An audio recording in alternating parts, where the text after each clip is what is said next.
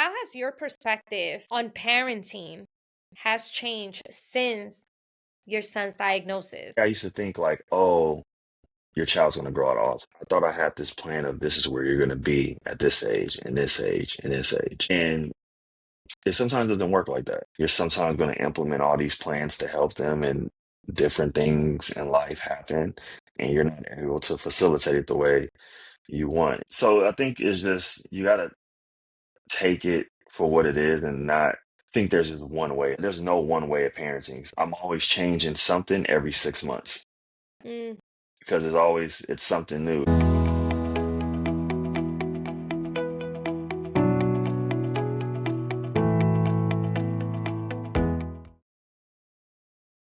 What's up, podcast fam? Welcome back if you are here all the time. I'm Nani, your host, and this is the Uniquely Wired podcast. As you guys can see, if you're watching on YouTube, we have a very special guest. We have Stacy in the house, and maybe he looks familiar if you guys follow him. His platform has been growing on Instagram, so I'm definitely so excited to have him here and just ask him a couple questions and have him, share his side of the story. I think it's very important that we hear the voices of dads and not just moms, because I do believe that dad's voice do matter. And a lot of the times, a lot of dads, and I speak for my husband, he's very, introverted. He's very to himself, very private about his feelings and his emotions. So when I see a dad sharing their story as an autism dad or parent, whatever, um, it really makes me feel good to know that there's still voices out there that are speaking for the dads. So if you're a dad, listen in. If you're not, please send this to a dad. Listen, there's moms that, they play both roles, right? They play both roles, and that's just the truth. A lot of moms are single and they're raising autistic children. Maybe the dad is not in the picture, but whatever the case may be, definitely send this to a dad that that can benefit from Stacy and what he's going to be sharing with us. So yeah, Stacy, go ahead, introduce yourself, tell us a little bit about you. Stacy McAllister, from Compton, California. I have a son and daughter. I have a 14-year-old son. Daughter's 11. My son was diagnosed with autism right before he turned 2. So it's been a journey. I actually run a nonprofit as well that provides sports and enrichment services for neurodivergent youth and adults. So we started with basketball, and now we have a variety of different sports and activities. So I'm fully immersed in this world, and I try to learn as much from the kids and adults that I work from because I really listen to them and value their side of a lot of different things, as well as I learn from a lot of families, and I just try to combine it and apply it to helping my son and sharing some of the knowledge on my platforms because as we all know we we when we get this diagnosis there's no playbook, there's no guide to this. So I think the best way is to share the knowledge and just kind of go from there. Yeah, I love that. And you just touched on something really important, which is the whole, there's no guidance. There's no book out there that tells you this is how you do it. These are your next steps. And Hmm. maybe, there might be some places that are getting there, but our society still has so much to learn on how to guide parents that are just getting a diagnosis versus of them telling them, hey, maybe try this therapy or whatever the case may be. Now realizing this is a lifelong journey. This is Yeah. a lifelong journey. And I mean, I take it back to when my daughter was diagnosed. She was also diagnosed, I would say exactly by 2. But we were already seeing the signs. I used to be a teacher assistant before I ended up leaving the school. So I was somewhat familiar with autism, but when it's your child, it's a whole different ball game. Mhm. Because you're working with kids, they're going back to their parents. But when it's your own child, it's like, what do I do now? Right. So I love what you're doing and I love your nonprofit, what you're doing with the community. I think it's beautiful and how you're implementing sports because listen, it is difficult to try to find an organization that can provide that Yeah. for special needs children. Like it's something so hard, and I see so many families struggling. Like, I want my son to be in a sport, or my daughter, and they struggle because a lot of the places you don't see a lot of Hmm. kids with disability participating. Oh yeah. And I think the It's parents just shut down. So, can you tell us a little bit more about that? yeah. So I'm gonna be quite honest. I didn't see myself working with kids. That wasn't really my life plan. Played a little basketball. I thought I was gonna do that for a while, save some money, and you know, do real estate. That's what I thought my life was. And kind of sit back and chill. But I had to pivot. Mm, I played. My son got diagnosed, and I was like, okay, I can't continue to do this because it didn't sit right with me to be like, okay, I'm gonna still go play in another country, and mom is dealing with this diagnosis or by herself. So I took a break. And I went back to play.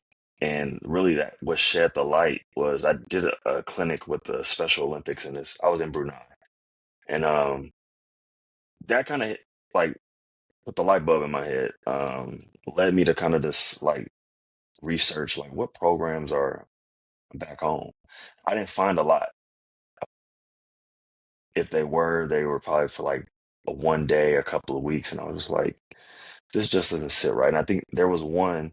I always tell people there was one, but it was in an affluent community, but it cost a lot. So I'm thinking about, okay, they can afford it over there, but what about your middle class, your working class, inner city? It just doesn't sit right with me. So I just said, okay, I know basketball.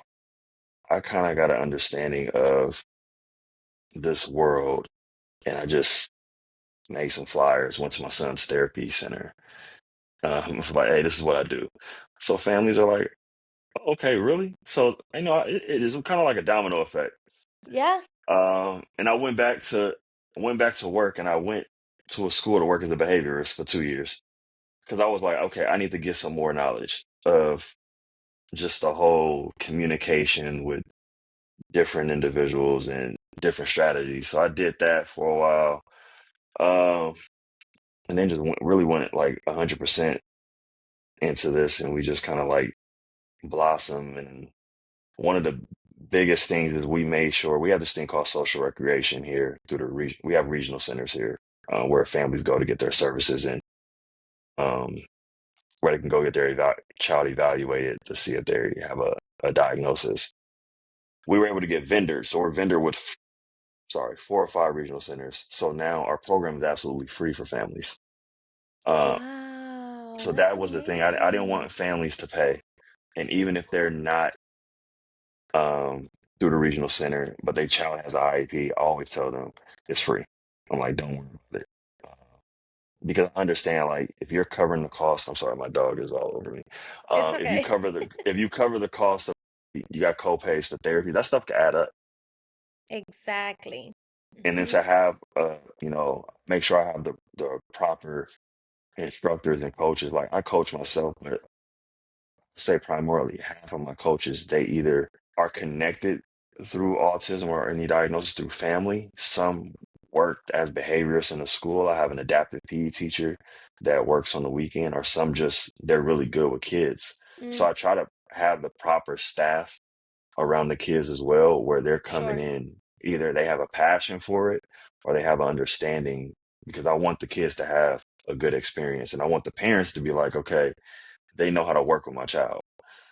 Um, so Yes. yeah, that's what I'm doing, and yeah, Wow. I'm so like I'm just so thankful for you. Like I really, really am, because what you're doing, it's such a blessing, but also a beacon of hope. You know? You're being that hope for families around you. And man, we need that down here. We need that down here. I'm trying. Listen. I told myself like, yes, we're here in LA. The goal is to expand throughout California, but I want to, I want to be just as recognized. I like the YMCA. I want to be in every state because I do get Yes. families from other states that are like, hey, are you here? but I think I need to Yeah. learn how services are in different states first and figure out where the funding pools are coming from. Because again, my main thing is making sure families either don't pay anything or little to nothing. Because we're Yeah. already dealing with worrying about other stuff, therapy, IEP, school, balancing our personal life. Some of us have other children, they have sports they got to be into. So if I can eliminate one thing, whether it's the price and it's just saying, hey, just show up and your child can have fun, they can feel included, not feel like they're different, and they're around other families that understand it, I think I did my job. Absolutely. And I believe you will, expand, and I'll be praying for that. That you're able to expand and that God opens those doors in your favor because it's a beautiful thing to see and it's needed. It's not that you're just Yeah. doing it. It's Yeah. not like we have stuff like that. No, it's I personally haven't heard of something like what you're doing, which Hmm. it's awesome. So, okay, so can you share your journey as an autism dad? What has surprised you the most about fatherhood in this context? Ooh, man. It's a I lot, I think this know, but I it's a want you lot. to be as vulnerable as you can be because I feel Oh, no, like, no, no. dads, like it's a lot, that I feel that dads take in and keep in. I know for you, I can tell, you might be a little bit more, receptive to that, but I think about my husband who's more reserved with his feelings. And I know that recently he opened up to me, and it really made me feel good that he was, I mean, I felt bad, but like good in a sense that he was finally like breaking out of that and saying, like, man, I wish Jacob, that's my son's name, was able to play with me, back and forth because we were at Walmart and we saw like the Spider-Man walkie-talkie and he broke down in Hmm. tears. And that to me still gets me emotional because I'm like, wow, like I feel it with my daughter and of course with my son, but her being the girl, I'm like, man, I see other girls her age doing other things that I'm like, I know she can't do just yet. It's taking her some time. She's not your Hmm. typical 9-year-old. So I'm like, I can't just go and, hey, let's have a girls' date. Let's go Right. get our nails done. I could go and do it, but I can't really The enjoy it as parallel. much as Yeah. maybe a mom of a typical daughter, right? So, anyways, I want you to share that with me. Oh, yeah. Oh, yeah. I will say, I like to tell fellas, every emotion you're feeling is valid. Don't think you gotta hide it. I know we have this thing where a man's supposed to be hard, and yes, we're supposed to be men. But the more you hold those feelings in, it's gonna break and tear you. I in the beginning, I will tell you, I probably cried 2, 3 times a week. Literally. Like, yes, I masked and everybody thought, oh, Stacy's okay. But I would cry, cry, cry, sit in the car. You're questioning why is this happening? Like all those things are gonna go through your head. Um, but you got to talk to somebody. Like you literally have to. And I think the best thing for us men to do is one, get a therapist, which I did do. I got a therapist and I got a male therapist. And yes, he didn't understand the autism side, but it was just another being able to vent to another man, and he's able to be like, okay, help you go through this and let you know that it's okay to have these emotions. Help. Two, if you can, it may be a little difficult, find a group, support group. Um, Go to Facebook. Facebook has all the parent support groups in the world for autism. They're It all really over. does. They got them all over, and they got some for dads on there. Get in there, talk with those guys. There's Instagram pages with other fathers that do podcasts or talk, and it's like you got to listen to these guys, and eventually you could potentially reach out and just share how you feel or just listen to them because we all are going through the same thing. Trust me. I understand. My first thing I found out how my son, man. We're going to do basketball. We're going to be doing this. And like you have this plan in your head of what you want your child to be. And it's not about you just want to expose them to so many different things that you didn't do because you want them to be the better version of you. And then when you get that diagnosis, I'm not saying it can't happen, but you got to quickly rewire your brain and be like, okay, this is not going to go as planned, but it's okay. I think the main thing is telling fathers it's okay. It's going to take, the journey's just going to be a little different. And you got to learn to block out the noise. It's unfortunate, you're going to have other friends with kids and they're doing certain things and having conversations, and you're going to feel excluded. Like, I've just gotten over this, but I, at one point, didn't like talking about what my child is doing with other parents. I would like shut down or I would just like dismiss myself from the conversation. When it comes to my son, my daughter's a little different. She does her thing, but it's difficult. And it's like I said, it's okay. I think we got to start opening up, and you got Absolutely. to cry because honestly, the tears they feel good when they come out and when you say it. Because I still do. It's not as Hmm. often, but I have my moments. And then I think to like that question of is really value those small wins because there are going to be those moments where your child does something out of the blue and you're like, what the hell? There's things where my son does stuff and I'm like giving him crazy praise, and somebody else will probably look at it like, what? That's not like, listen, this is a big deal. Yeah. So I've learned to those small wins are actually very big for me. Not just for me, just for him. Um, but I've learned to like just really be in the moment for those small victories. Yeah. I love that so much. And you said your daughter is neurotypical? Yeah, And that's interesting because I feel like you get to see both of those sides, even though, the genders might be different, but yeah. you're still seeing those roles. And that must be interesting. Knowing that, you still have your son who's on the spectrum and then you have a daughter who's able to do things. And I believe she's the younger, right? She's the youngest, yeah. Mm. Yeah, it's interesting. Um, because you're seeing it's like the tale of two cities. Yeah.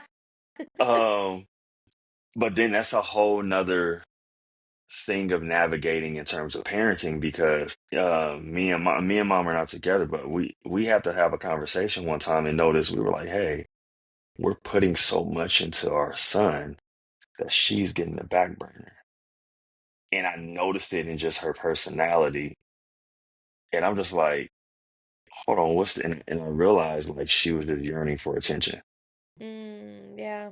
So that's another thing I think when you do have a child with a diagnosis and a child that doesn't, you get so caught up in I gotta help this child Sure. and this and that this Hmm. child, you're forcing them to be independent and really like putting them to the side. So you got to learn this balance of I'm Hmm. going to give you your time, and Hmm. then your child with a diagnosis, which is great because he's learning. Hey, you either got to figure it out. I'm going to give you the tools or what to do in the moment, but this is your sister's time. So it does create this, I guess, this sense of it's not about all about your world right now. Like, and that's the reality. You you can't live in this bubble. The real world is going to hit you one day, and I hate to say it, the real world doesn't care you have autism. We just going to call a spade a spade. So in those little things, I'm able to teach him like, okay, you have to learn to be somewhat independent, but you're going to have the support. But I got to, this is your sister's time, or I got to do something. Yeah. So, And that's definitely a big balance right there. And when girls get their hormones and their puberty chipping in, that's a whole other ooh, layer. So, man, kudos to you. Seriously. Props to yeah, you, dad, because you're doing the thing. And I mean, be proud of yourself because I'm sure she's still thankful. And the good thing about it too is that I feel like siblings of autistic siblings or children, they grow up to be more compassionate. They grow Yeah. up to be more aware of like, hey, this person is being bullied. Like, that's not nice. Like, they might have a disability, whatever the case may be. And I feel like they'll be the first ones to like stand up for whoever that child may be that might be in danger. And so Hmm. there's still pros to it, right? There's Yeah, it's still still pros to surprising. it. Yeah. So, so that's awesome. Okay, so how has your perspective um on parenting has changed since your son's diagnosis? And I know this is 14 years ago, but think back to Stacy then, and who you are now, which I'm sure there's a difference. I feel like we're evolving and changing Hmm. every minute of the day, right? There's something new we're learning. So how has your perspective changed? And I know you're now positive and all the things, but there's still that part of us, right, that still holds on to that uncertainty because it's just reality. But how has your perspective changed? I want to say I used to think like, oh, your child's gonna grow out of autism. I always knew like that's just a part of them. Um, but I was like, okay, I thought I had this plan of this is where you're gonna be at this age and this age and this age. And it sometimes doesn't work like that.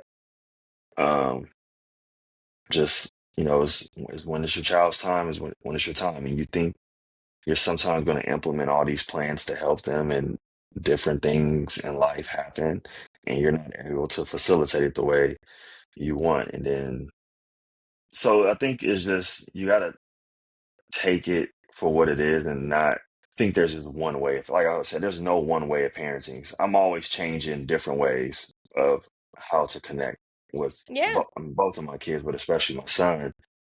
It's I think I'm always changing something every 6 months Mm, because it's something new.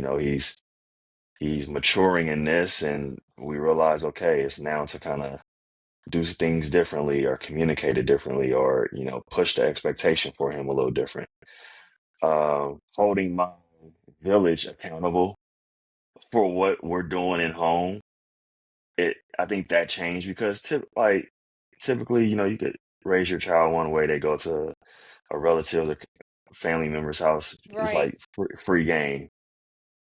What I learned is, hey, everybody, this is what I'm doing here. This is what I need you guys to do. And because I'm going to know once you get back home what you haven't been doing. So I need everybody to be on the same page because this is very different and we can't stick to these old norms of parenting about this is what I used to be back in the day, you tripping, Stacy. No. This is the plan, this is the game plan, this is where we're trying to get, and I need everybody to be on board. And if not, you need to exit. No love loss. It's just like this is not going to be okay for my child. It's just boundaries, Yeah.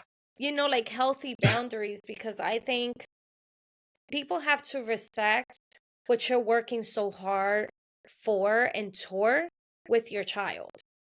And if they're not on board, then sadly, if that's not something you're willing to commit to, then maybe this is just not the time that we can be around each other, especially Hmm. when my child is around, because it's just not going to help. Especially when your children are so used to routine. Like my kids are like, if my in laws or my parents stay with them, which is the only two people I trust to stay with them, they already know. And thankfully they do respect us. And I'm like, yep, that's what they do. And they're like, man, Ellie took me, Eliana, my daughter, they're like, Ellie took me to the bathroom. She was ready for bed. She started brushing her teeth. And I was like, good. Yeah, Like you're right. she can't tell you verbally, but she's sure enough going to take you wherever it is, and make sure that you get whatever it is done because they're used Right. to it. So I agree with you 100%. Yeah. And then I think the last thing is really listening to your kids, whether they're nonverbal, verbal, they're going to communicate with you in some way. Um, and talk to them. Mm-hmm. I value open communication. Ask them questions, talk to them, and see how they feel about stuff. Ask them, how are you doing as a parent? You know, I Mm-hmm. do that with my daughter, but I do it with my son, and I break it down. If I gotta draw something, I gotta ask him to certain. I modify it, but be open to feedback from your child because you may be thinking what you're doing is right, and they're probably like, I don't like the way this made me feel. I Yeah. don't like how you said this. Mm-hmm. And you can have that open conversation and you can be like, sometimes you got to sit back and swallow your pride. Like, okay, I could have done something differently and you got a That better part. result. The same result that you wanted, you could have did it differently and they would have been more receptive of it. Yeah. I agree with that 1000% because I know growing up, I could not tell my mom a thing, okay? Because she was coming for me. Like, I couldn't really express myself or my brothers. I'm the only girl from my mom's side, and I could not express myself. Like, I mean, she's gotten better now, but I think growing up, she was given whatever she was taught. So I feel like it Hmm. was just a cycle being repeated. And I love that you're bringing this up because even if our children are autistic, they still deserve to have their place in telling us, hey, mom, or hey, dad, I didn't really like how you spoke to me the other day. It made me feel very, very uncomfortable. And I've been working on that. Like, I want to give my kids that safe space. I want them to be able to open up with me and tell me, hey, this is what happened, and not feel that they can because maybe I'm going to spaz out or not give Right. them that space. So that is so good you're touching on that. Very, very important. And I'm also learning on even though my daughter can't really, have a conversation with me, we're working a lot on questions and answers. And, she's in fourth grade. So her teacher's working a lot on that and the speech therapist. So I'm starting to ask her, hey, what's that? Or who's that? And she knows who's dad. She'll say dad. Hmm. Dad will ask her, who's dad? Mom, brother. Like, she's starting to understand that. But I'm noticing, it just takes her a little longer to process it. That question, as to us, I ask you a question right away, you're thinking about your answer. For Right. them, for a lot of kids on the spectrum, it just takes them just a little Well, longer. Like, oh, this is the question, this is the answer. So, yeah, thank you for bringing yeah. that up. That's really good. Yeah, just give them a little time. It's okay. I mean, sometimes I ask my son the same question 5 to 10 times till we get a response. Yeah. I'm gonna give you time to think, but I'm gonna ask it again. And I'm gonna help you answer it probably, but Yeah. we gonna figure it out. Yep. Yep. I love that. I love that.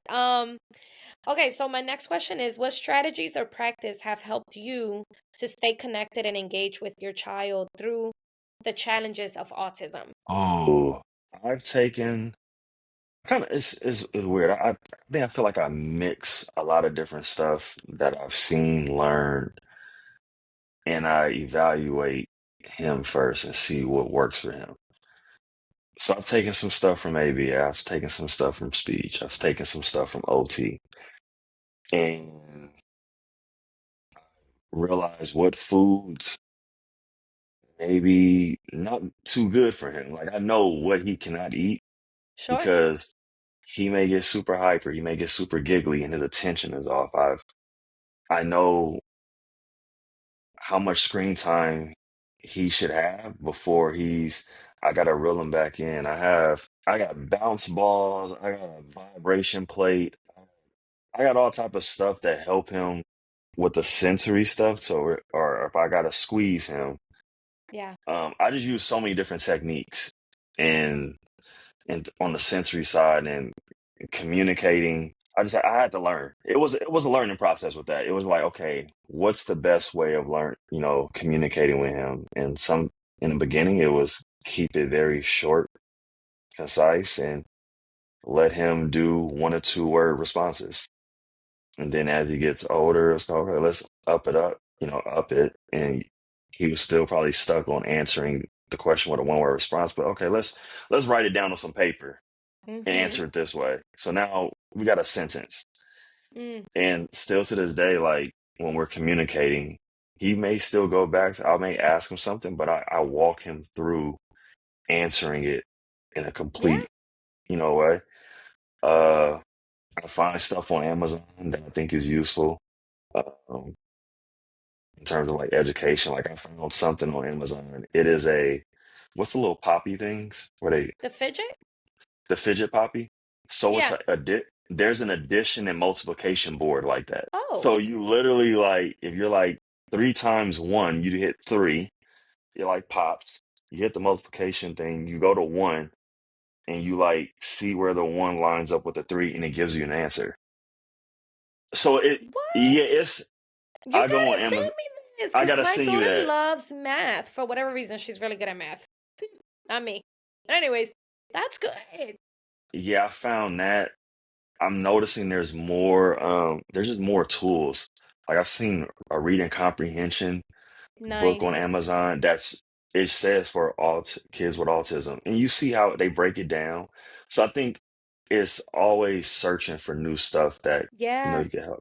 Because I think because autism is becoming more open and more people are Yeah. talking about it, I think there's so many different resources that you can purchase or look online to help you Absolutely. at home. So I think that's what's been helping. I'm always in research mode. I think you just can't Research. stop and be like, okay, this is what it is. You got to educate yourself daily, and I think that's going to help you with helping your child. Yeah. Yeah. I couldn't agree more. I think that's very good. I'm always like, okay, that's good. I just told you. I'm like, send me that link, bro, Yeah, I'm gonna send it to because you. I'm gonna be on it. That's a good Christmas gift too. That's the thing. Like now with the holidays coming around, for the families that celebrate Christmas, like it could be so draining and difficult.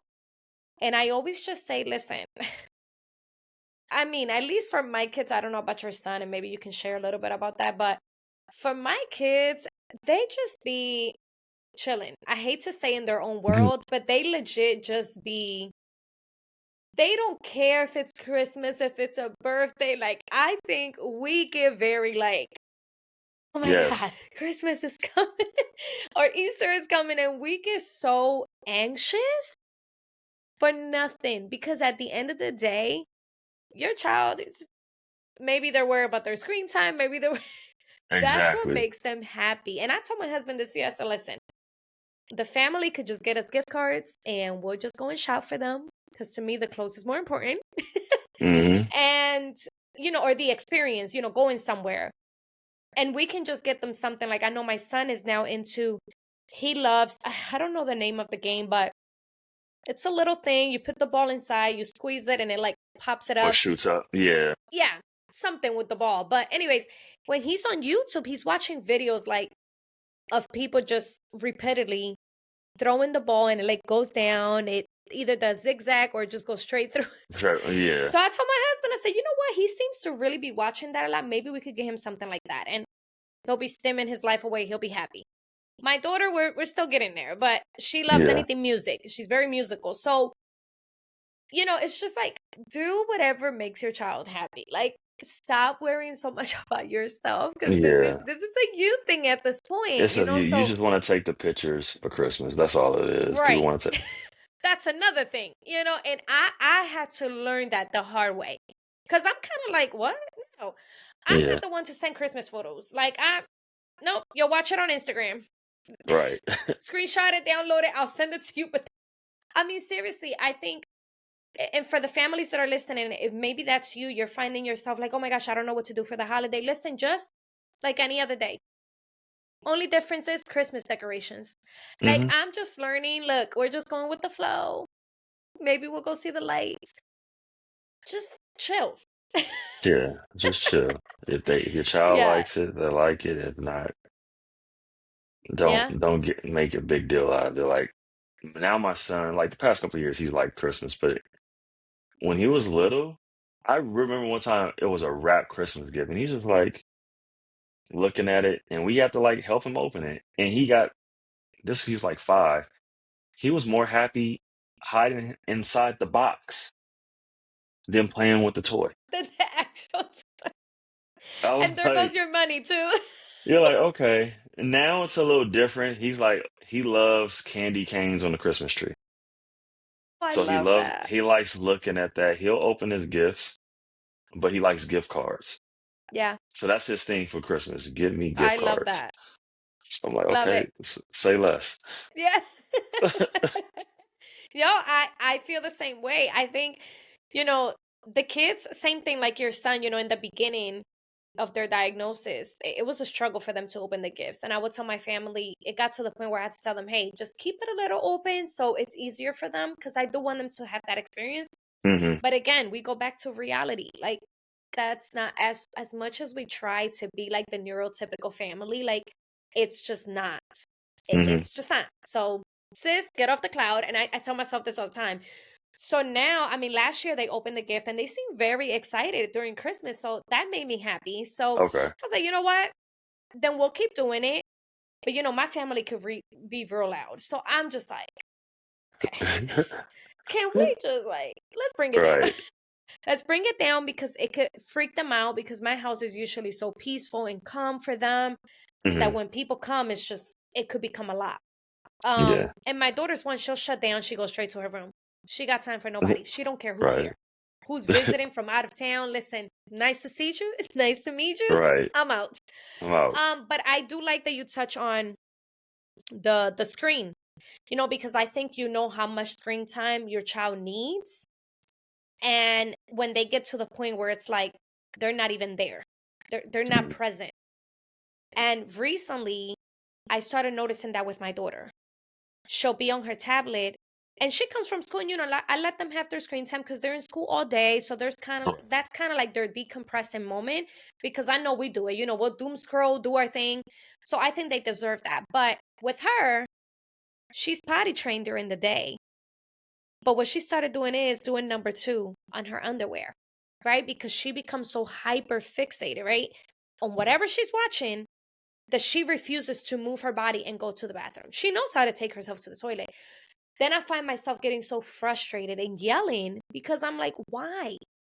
I mean, the other day I had a whole breakdown and my husband's like, why are you crying? And I'm telling him because they literally, like, I just get so frustrated. I'm like, why? Why can't you go to the bathroom, stop what you're doing, And I Yeah. think, again, reality sets in, like, she's still struggling, but then I'm dealing with that guilt. Like, why did I yell at her?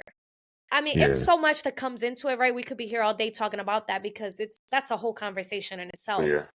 So I think what I'm starting to do is just leaving her the 1 hour after school, and then I'm like, okay, give me tablet, all done. And she's for the past, I want to say 2 months, she hasn't gotten the tablet for bedtime Hmm. because I'm talking about she'll go to sleep with her tablet, and I mean that's like her Hmm. safe thing. So I'm noticing, she's resting better and all the things. So this is not to say for the parents that feel, well, the tablet is the only source for my child. Like, I get it. I'm we're just speaking to the parents that we know what Yeah. triggers our kids and what's making them regress. Because we can't blame everything on the autism.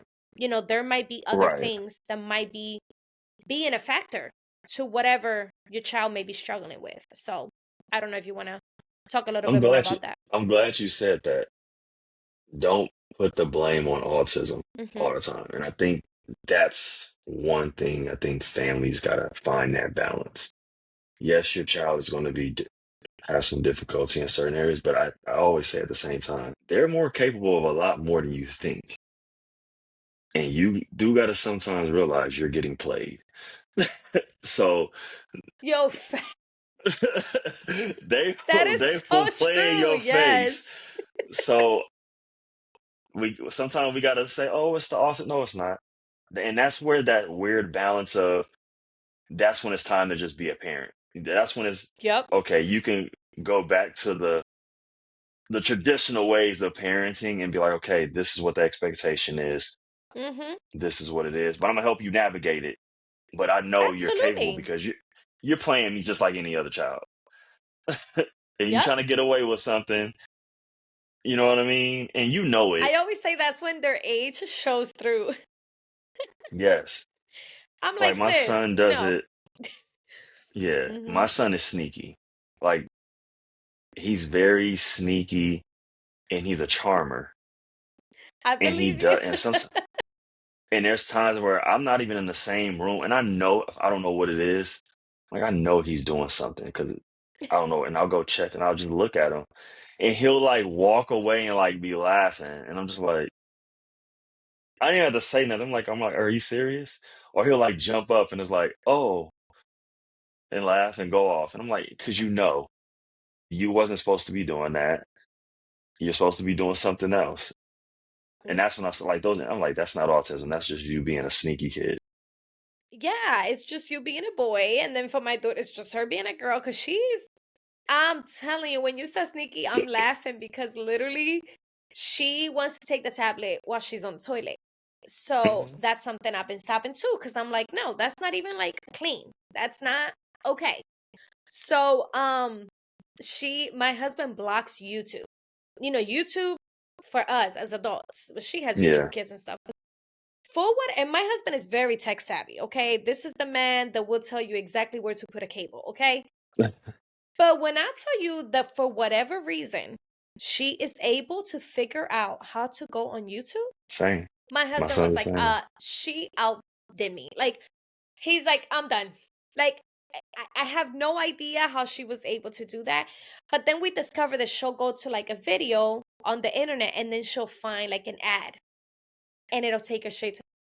I'm like, bro, what? Yeah, my She's son's the same way. definitely tech savvy. It's wild. It's wild. Yeah. But It's like it's you it's said, they know more than we think. no more than we think. And we get played in the face and they'll laugh about it. And it's like, okay. hmm hmm So Yeah, it's wild. But I'm so happy we brought that up. Okay.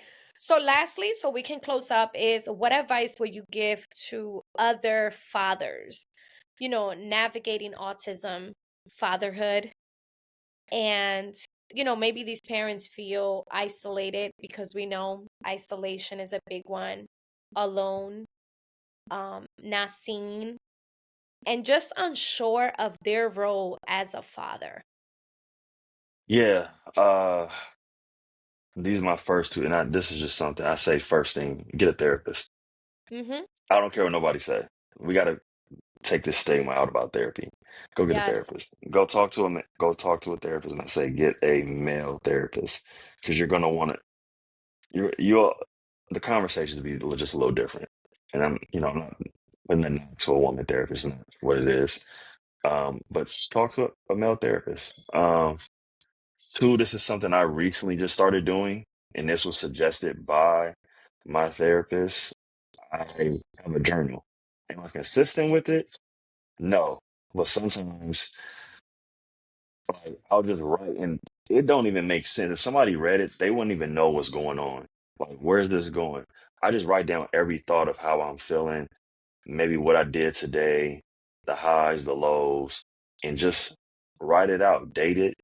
And so you could look back at it a couple of weeks and you could see how you was feeling and where you at. But I think those two things, and then try to find that community. Like I said in the beginning, go to Facebook, fellas, and find a Facebook group. Depending on where you at, type in autism Mm-hmm. Philadelphia, and you're gonna see groups. Mm-hmm. Autism Dallas, Autism Los Angeles, and you're just gonna see a bunch of groups. Yep. Find a group. People are gonna be commenting, saying different stuff. Write your stuff. Some people may have Zooms. Um, Try to go to your local. I don't know how it is in everybody's city, but see if there's got to be some type of resources there's got to be something. Just find somebody to talk to. That's the main thing because we can't keep holding these feelings in Mm-hmm. because it's going to affect how we parent. It's going to affect whether your wife relationship, whatever. That's going to take effect. You may lash out on people when unexpected, and you're like, okay, that's not me, and people are looking at you crazy. You may make the wrong decision because you're frustration. Mm-hmm. Um, you got to get those emotions off, and you're gonna feel better. That's just my take, and I know it's a lot easier said than done. But at least try to take the steps and find time for yourself. Uh, whether that's a one day out of the week, whether you do something alone, you do something with the fellas, or your wife, or whatever you want to do. Take a couple of hours out of the week, do something for yourself, find joy in what it is and kind of take a step back. And I think you got to sometimes really be in the moment, like, okay, things could be a lot worse. You're alive, you're healthy, your kids, yes, they have autism. They're alive and healthy. You have money to provide for them. You can do the thing, you know what I mean? And Mm-hmm. sometimes you got to sit back and be like, okay, it can be a lot worse. And I got to navigate this with, their autism through some worse situations. Yeah. Um, and hopefully those little things that, help in the long run. Like I said, those thoughts are never gonna go. That's just what it is. Like I'm not sitting there saying I'm never thinking about the sadness and what ifs. They're still there. I've just been able to manage it. I think that's the biggest thing is being able to manage those emotions because they're not going to leave. I think if Yeah. we ask a parent that's 80 something years old and their child who was neurodivergent, they're probably going to tell you, I still have those feelings, but I learned to manage and find joy, and we figured out a plan, and my child's happy. Yes. So, so good. And I think it's true too. I love that you say, find joy because joy is there. You just have to find it. And I Hmm. always try to focus on, those little glimpses of things that my kids do, even if it's just a smile, even getting through a Target trip with both of them and or going to a restaurant as a family because that one can be difficult for a lot of us. Um I mean, there's been times where we literally had to get up and just leave the restaurant because we have to meet our kids where they're at. And I think when you know your child and you know what triggers them, so you know not to revisit whatever it is that's triggering them, because you don't want to get them to that point and you also don't want to get yourself to that point. But I agree with Stacy, finding a therapist. I see a therapist. Um, I was diagnosed with ADHD last year and it was a lot to navigate. I'm still learning myself. I'm still trying to give myself my accommodations because I deserve them.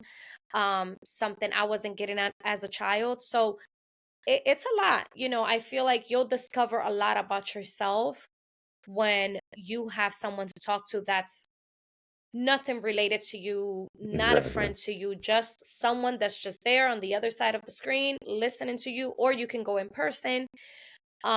And it's just good. It's good to definitely let it out. So, Stacy, I just want to thank you again. I know you're a Appreciate very it. busy guy, but thank you so much for getting back to me and for joining us here at the Uniquely Wired podcast.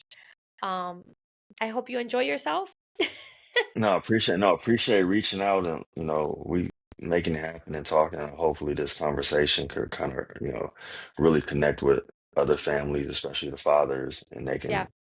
it helps them in some what capacity or any way for them. Absolutely. I really think it will. And I have a couple dad listeners, and I'm sure they'll spread the word. So this is awesome. Thank you guys for listening. If you enjoyed this episode, don't forget to subscribe on YouTube and give this a like and leave your review. I'm going to leave all of Stacy's information down below in the description. So you guys go make sure and check it out. Follow him on social media and just stay connected. Maybe you're a dad and maybe you need another dad to connect with. And maybe you feel connected to Stacy and the way he answer these questions. Maybe something popped out that related to you. Reach out. Do not stay quiet. Do not keep things to yourself. Okay. Thank you guys. And I will see you again on another episode of the Uniquely Wired podcast.